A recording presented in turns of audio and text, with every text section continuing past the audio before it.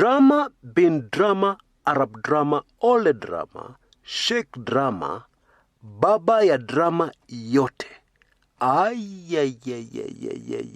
Yeah. There is so much happening in Kenyan politics right now.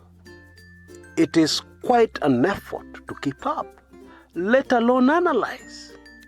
And on today's show, we focus on what is on the minds of a vast majority of Kenyans.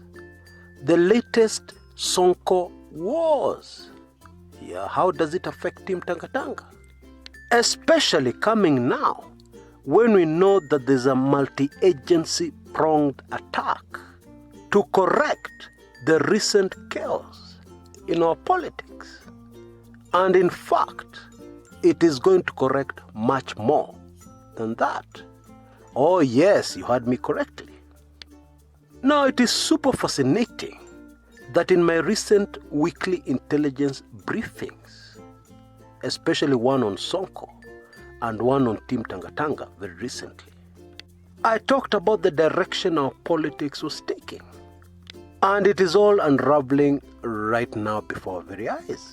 And by the way, you have a small window of opportunity to take full advantage of our special offer for live membership to my weekly intelligence briefings and Club 1999, where if you're not a member yet, you'll be able to catch up with the almost 100 sensitive videos in my weekly intelligence briefings and in Club 1999.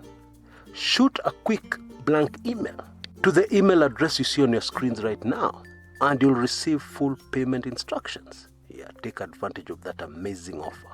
Only $39.99, or Kenya shillings 3,999. And then you get a live subscription. In my view, today's show is all about clarity, because clarity is very difficult to get with all the many things happening in our politics right now. But I guarantee you, after this show, you will see everything very clearly. And we have reached a place in our politics.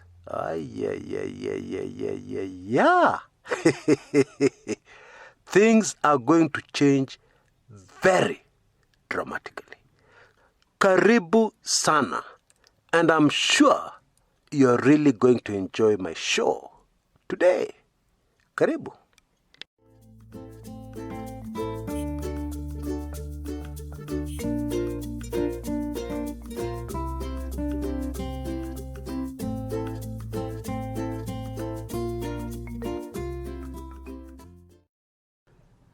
Did former Nairobi Governor Mike Sonko have a plan? Did Team Tanga Tanga have a plan? And if indeed they had a plan, what was the plan? Because the way it looks now, it seems it was all emotional. You know, the Swahili have a saying, hasira hasara. You know, if a lion comes and attacks your family, injures your dear wife and your dear children very badly, you don't charge at it. You don't rush out and attack it. No. You control your grief, you control your rage, and you think, and you come up with a plan. But if your emotion is just hasira, you're angered, and you charge at the lion, it will be hasara, loss, your loss. The lion will finish you. There was a time Mike Sonko was very close to powerful people in the government. He was close to the president. And then things changed suddenly. And he was angry at those people whom he used to be close to.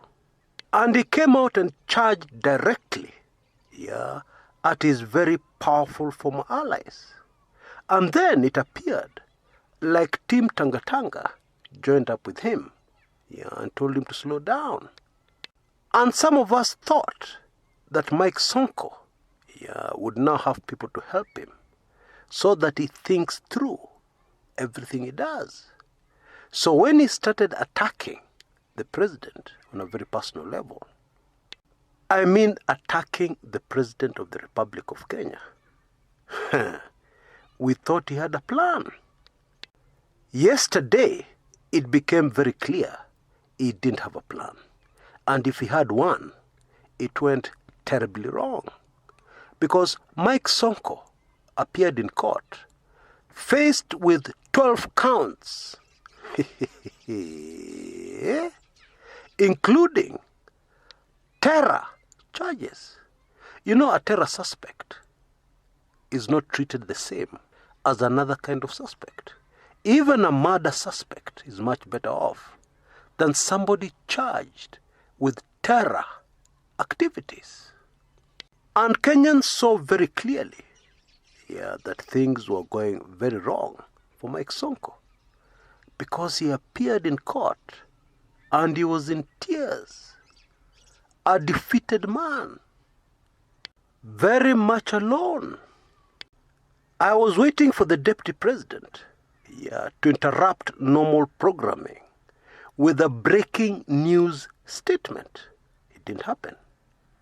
A statement to defend Sonko to the hilt. A game-changing statement. It didn't happen. In fact, the way it's looking, and you'll correct me if I'm wrong, is that Sonko was all alone in some of the drastic actions he took in his search for vengeance, for being removed from Nairobi governor, for being impeached. Now, in my view, life is a classroom. And even in a classroom, as you proceed from one class to another, you don't forget some basics you learned earlier on. And although some people think that these days, every time I'm making a video, I'm thinking of how to attack the deputy president. Let them keep on thinking that. But the truth is, I'm just looking for answers. I'm puzzled. Because my assumption is that somebody who goes to church, somebody who's associated with churches, is a spiritual person. And a spiritual person has an advantage over a non-spiritual person. The reason being, they're aware of spiritual laws that cannot be changed, cannot be edited, cannot be skewed to favor your situation. I mean, there's no way you can organize a BBI referendum to change the spiritual constitution. You just can't. And this knowledge will tell Team Tanga Tanga immediately the story of the greatest king Israel ever had in the Bible, King David, and how he handled authority, even when that authority wanted to murder him. Folks, it's very simple. Even if you don't like the President of the Republic of Kenya, even if you think the President of the Republic of Kenya does not deserve to be president, it doesn't matter. At least respect the office. I'm not a member of the Jubilee Party. I've never been. But the President of Kenya is my authority, and he is your authority. And the President of the Republic of Kenya is the authority over the Deputy President. You can't change that. Now, don't get me wrong. You don't have to support everything the President proposes. But respect authority. Respect his office. Heshima sio utumwa, as the Swahili say. Respecting is not being a slave. And you can criticize the Jubilee policies. You can blow many holes into the Jubilee administration. But still, do it with respect for the office.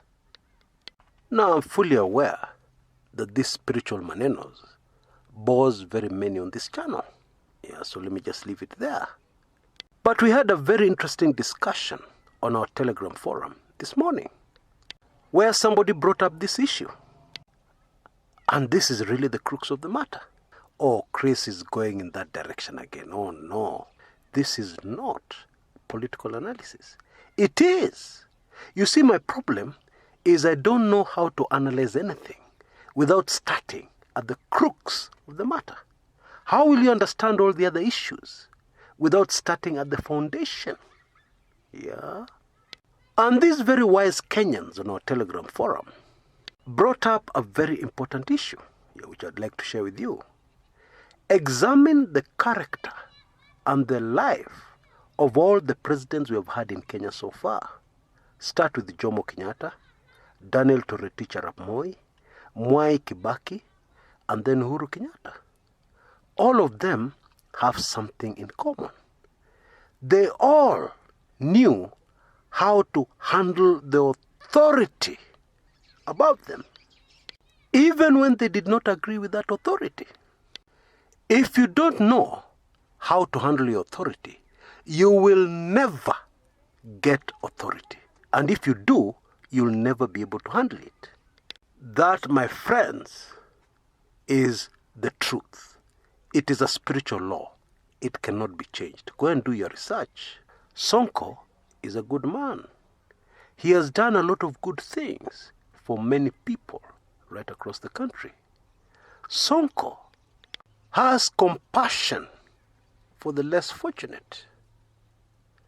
But Sonko has failed to realize how to handle authority, even in a situation where that authority was his best friend.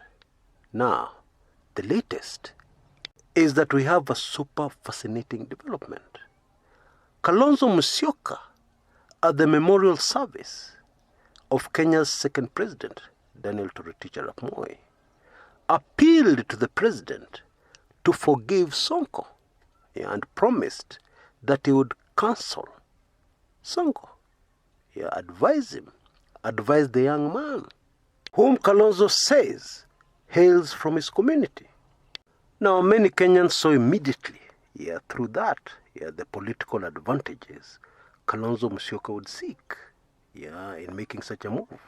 But hey, Kalonzo Musyoka is a politician, and this should be good news for his supporters. He's finally getting into the political game. And in my view, there's absolutely nothing wrong with this initiative from Kalonzo Musyoka. And those who are close to Sonko will agree. His motives are not important if he manages to save Sonko. Because what he's saying is that he wants to take responsibility, for what Sonko does and says going forward. And knowing Sonko, that's a huge responsibility. In my view, this marks the end of Sonko's political career. And I'm not talking about the cases against him. Politically, Sonko kwisha maneno. And this is probably the reason why Team Tanga Tanga are behaving the way they are. Because really what they're doing is trying to distance themselves from Sonko, in a clever way, in a smart way, without appearing to be doing so. It is like a man who is shouting and screaming, calling for people to help, as a ship sinks, as somebody drowns, and yet they are not doing anything to try and save that person. And in my view, it is also now clear that Team Tanga Tanga are cornered.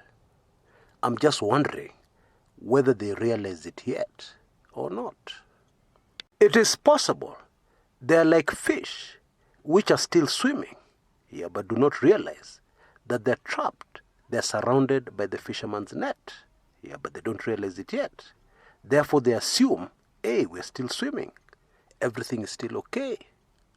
Because the moves the government is clearly making at the moment, very rapidly, are designed to shut down politically Team Tanga Tanga.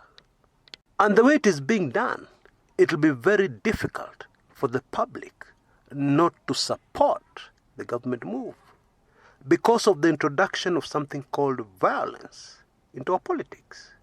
And it is very okay if you don't agree with me. Let us just give it time. Wait and see what unfolds.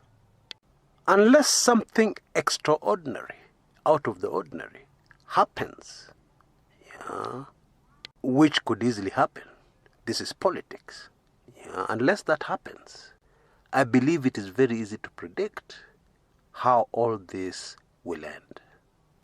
I am now persuaded that Simba Arati's statement in Kisii, where he talked about the plight of the Kisii community during the 2007 clashes, was a signal, or was the beginning of a certain narrative that is going to take hold in our country shortly. And that narrative will force us to think of some certain things that happened in the past in relation to certain individuals. And ultimately, it will lead to the end of many political careers. The very observant will have noticed that we are now not talking about the BBI. Instead, we are now increasingly getting focused on how we conduct our politics. I have never doubted the smartness of some of the chief advisors within Team Keleweke. But this one is a game shot, very well played. Bila haraka and with a lot of patience. You remember the story I gave you on this channel about how we used to trap birds when we were kids? How you use a Nairobi City Council dustbin top, big metal thing, and then you panga the mahindi, the maize, step by step, leading the bird to the trap. Folks, I'm human, and sometimes I can be wrong. But I believe I'm not wrong in this instance. This is exactly what has happened. And very shortly, it will become very clear to Kenyans what has happened here. Right now, it may be still hazy, not clear. As I make this recording, there's a multi-agency initiative in response to the scuffle that happened in Kisii. But already we hear what these people are saying, including things like looking into the character of politicians and what they have done in the past, and going back to our constitution to see what our constitution says about those who should be allowed to vie for office. Our constitution is very clear about the expected conduct of our politicians. And so far, this part of our constitution has not been enforced. It is about to be enforced like never before, with devastating political consequences. Let me put it in another way. Mike Sonko got to a position where he had the support and the ear of the most powerful people in the land. And he forgot in the process that some of the things he was doing were against the law. Some of the things he started taking for granted because of his association with the powerful. For example, wearing jungle military outfit is illegal. And some of the people protecting him were wearing it. And then when the political tide shifted, when he shifted sides, he forgot to put his house in order first, before taking on the powerful. That is just an example. Now I need to ask you a question. Are there other people in Team Tanga Tanga who made the same mistake? I am here to analyze politics without fear or favor. I don't have any favorite presidential candidates. And that gives me the huge advantage of seeing what both sides are doing without any emotion. So let me ask the question again. Are there other people like Mike Sonko who got so used, took so many things for granted, without realizing that one day those things would come back to haunt them big time when they changed sides? Are there such people in Kenya today? Answer that question for yourself. Now, if you've enjoyed this video, please remember to give me a like. And even if you don't agree with me today, you will agree with me tomorrow. And even if you don't agree with me today, tomorrow you will get information that will be useful to you on the other side. Because I analyze everything and I look at everything from all angles. So please subscribe to make sure that you never miss a single video of mine. Because the truth is, you know where to go when you want to cheer on your favorite political candidate. And you also know where to go when you want to get analysis that you cannot get anywhere else. Therefore, subscribe. Until next time, this is Chris Kumekucha.